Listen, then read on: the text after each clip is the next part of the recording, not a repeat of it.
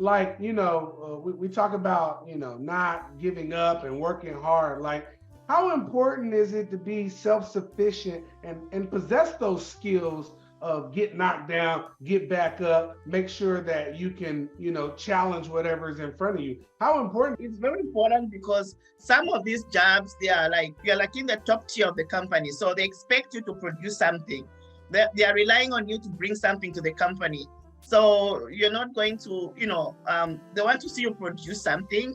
And if you're not doing that, you can be fired, like, in a couple. So you have to have that mindset to say, I'm somebody, and they should be afraid of firing you because they know if they fire you, the company is going to be in problems, in a place where management is looking to you to bring a solution to a problem. So you're not going to be going around saying, okay, I don't know this, I don't know this. You can't be that kind of person in this job.